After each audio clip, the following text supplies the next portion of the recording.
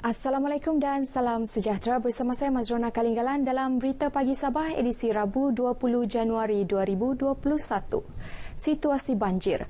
Jumlah penduduk terjejas banjir di negeri ini yang dipindahkan ke Pusat Pemindahan Sementara PPS menurun kepada 751 orang melibatkan 215 keluarga setakat 8 malam tadi.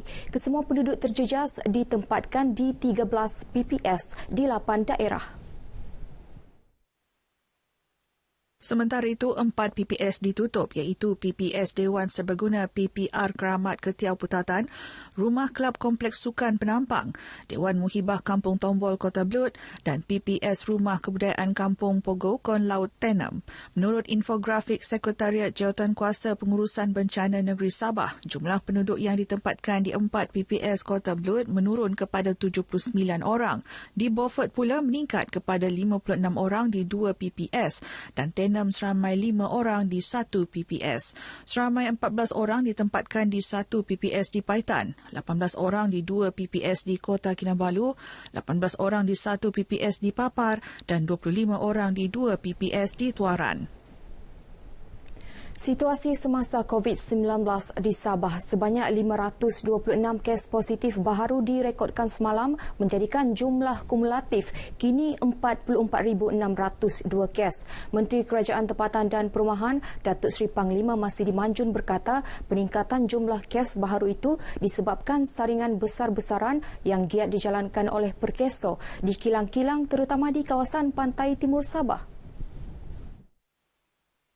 Menurut kenyataan Datuk Masidi, daripada 526 kes baru semalam, 364 berpunca daripada saringan kontak rapat, saringan bergejala 80, saringan kluster sedia ada 29, saringan komuniti 2, saringan pelajar masuk asrama 10 dan lain-lain kategori mencatat 41 kes. Sementara itu, seramai 369 pesakit sembuh dan discharge menjadikan jumlah kumulatif sembuh seramai 40,133 orang. Sejumlah 2,849 pesakit pula sedang menerima rawatan iaitu 769 orang di hospital dan 2,080 orang di PKRC. Polis Sabah sudah mengenal pasti individu yang terlibat mengambil minuman keras di sebuah pusat kuarantin dan rawatan COVID-19 berisiko rendah PKRC. Mengesahkan perkara itu, Pesuruh Jaya Polis Sabah Datuk Hazani Ghazali berkata kesemua individu berkenaan akan dipanggil untuk tujuan siasatan secara berperingkat selepas tamat tempoh rawatan dan kuarantin COVID-19. Bercakap kepada pemberita di Kota Kinabalu, Datuk Hazani menegaskan sekiranya Barisan Hadapan terlibat membekalkan minuman keras tersebut, mereka akan diserahkan kepada pihak berwajib untuk tindakan lanjut. Kalau ada Forlanda terlibat, saya akan serah kepada pihak-pihak yang berwajib untuk mengambil tindakan sepenuhnya. Kalau polis, saya akan ambil tindakan terhadap pegawai dan anggota yang terlibat dalam membekalkan minuman tersebut di pusat kuarantin. Baru-baru ini, sebuah video berdurasi 10 saat tular di media sosial memaparkan seorang lelaki di sebuah PKRC sedang berbual dengan individu lain sambil memegang tin minuman keras. Susulan kejadian itu, Datuk Hazani turut mengarahkan agar semua beg pesakit yang baru memasuki PKRC dan petugas diperiksa bagi mengelak perkara sama berulang. Susulan pelaksanaan Perintah Kawalan Pergerakan PKP di Sabah bermula 13 Januari hingga 26 hari bulan ini, penduduk sekitar daerah Kalabakan yang mempunyai urusan mendesak di daerah Tawau diingatkan agar mendapatkan surat kebenaran rentas daerah di Balai Polis Berdekatan sebelum memulakan perjalanan. Menurut Ketua Polis Daerah Tawau SCP Peter Umbuas, pihaknya prihatin dengan keperluan penduduk Kalabakan yang terpaksa ke Tawau untuk mendapatkan perkhidmatan pakar kesihatan atau urusan perbankan. Kita faham bahawa di kawasan Bombalai, Kalabakan dan Merotai ini tidak ada bank maupun daripada jalan napas, ya, yang kita faham. Tetapi kita perlu patuhi SOP yang telah dikeluarkan oleh MKN. Bercakap dalam sidang media di Tawau, SCP Peter menegaskan hanya penduduk dengan surat kebenaran rentas daerah dibenarkan meneruskan perjalanan. Kerajaan negeri menghargai usaha syarikat-syarikat korporat yang sentiasa memberi pelbagai sumbangan kepada petugas barisan hadapan dalam mendepani pandemik COVID-19. Menteri Pembangunan Luar Bandar Sabah Datuk Jahid Jahim berkata, inisiatif syarikat korporat terlibat seharusnya menjadi contoh kepada pihak lain untuk tampil sama membantu. Menurut Datuk Jahid, bantuan seumpama dapat memberi sokongan dan meningkatkan semangat mereka yang berjuang dalam memastikan negara bebas daripada pandemik COVID-19.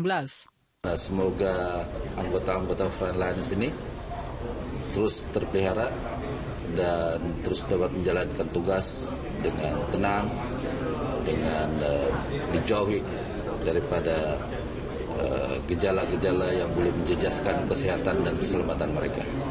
Datuk Jahid bercakap kepada pemberita selepas program sumbangan kepada petugas barisan hadapan di Ibu Pejabat Polis Kontingen Sabah, Kepayan. Jawatan Kuasa Pengurusan Bencana Daerah JPBD Daerah Kecil Paitan telah mengeluarkan prosedur operasi standard SOP pembersihan Pusat Pemindahan Sementara PPS. SOP itu bagi pelaksanaan aktiviti pembersihan PPS sejurus selepas semua penduduk terjejas banjir dibenarkan pulang ke rumah masing-masing. SOP tersebut berdasarkan garis panduan Majlis Keselamatan Negara MKN dan Kementerian Kesihatan Malaysia KKM.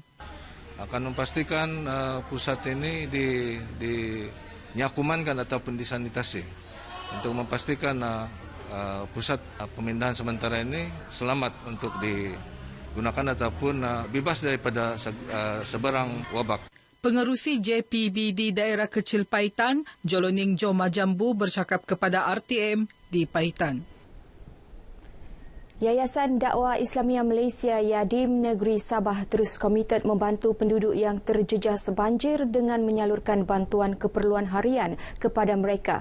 Terbaru, Yadim Negeri Sabah menyerahkan 100 bantuan bakul makanan beserta kit kebersihan diri kepada penduduk terjejas banjir yang dipindahkan di Pusat Pemindahan Sementara Kota Kinabalu, Penampang dan Putatan. Sumbangan diserahkan pengarahnya Haji Samin Ongki bersama tim prihatin Yadim Negeri Sabah. Bercakap kepada pemberita, Haji Samin berkata agihan sumbangan itu adalah salah satu tanggungjawab dan tanda prihatin Yadim terhadap kesusahan penduduk yang terjejas.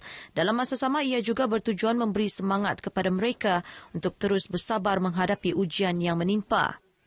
Jadi mudah-mudahan dengan ingatan ini, maka keluarga yang terlibat akan lebih bersemangat untuk menghadapi ujian daripada Allah Subhanahu Wa Taala ini dan juga mengajak masyarakat Malaysia supaya prihatinlah untuk tampil menyumbang mana yang termampu. Yadim Negeri Sabah antara agensi yang aktif mengagihkan bantuan keperluan asas kepada penduduk yang terjejas bencana dan pendapatan akibat penularan pandemik COVID-19. Persatuan Pertubuhan Kebajikan Islam Sabah Perkis menyasarkan untuk mengagihkan 2,000 barangan keperluan asas kepada penduduk yang terjejas akibat bencana banjir dan pandemik COVID-19 di negeri ini. Perkis antara badan bukan kerajaan NGO yang aktif membantu golongan memerlukan walaupun baru ditubuhkan Februari tahun lalu. Ketua Angkatan Muda Perkis Sabah Muhammad Syarif Abdullah berkata bantuan berupa kelengkapan rumah juga akan diagihkan kepada keluarga yang terjejas akibat bencana banjir. Kadang-kadang apa yang kita lihat banjir ada yang terkesan dengan rumah mereka rosak, barang-barangan pribadi, barang-barangan rumah. Jadi kita mengambil inisiatif untuk membantu memberikan perabot ataupun barang-barang keperluan rumah lah seperti dapur, gas dan sebagainya lah. Beliau bercakap kepada pemberita RTM selepas mengagihkan bantuan bakul makanan kepada 5 keluarga yang terjejas akibat tanah runtuh di Kampung Lokawi Baru Putatan. Jawatan Kuasa Pembangunan Keselamatan Kampung JPKK mencadangkan agar kerajaan negeri menyediakan peruntukan khas bencana bagi membolehkan bantuan segera diberikan. Ketika ini JPKK tidak diperuntukkan sebarang dana kewangan maupun geran yang membolehkan jawatan kuasa itu menyalurkan bantuan kilat sekiranya berlaku bencana. Kekangan berkenaan menyebabkan mangsa yang terjejas akibat bencana seperti tanah runtuh gagal dibantu sehingga keadaan menjadi lebih teruk. Saya ingin mencadangkan khususnya kepada pihak berwajiblah kan, seperti jawatankuasa bencana daerah agar mencadangkan kepada pihak kerajaan supaya JPKK ini diberi grant ataupun peruntukan khas yang boleh digunakan pada bila-bila masa sekiranya kejadian bencana seperti ini berlaku.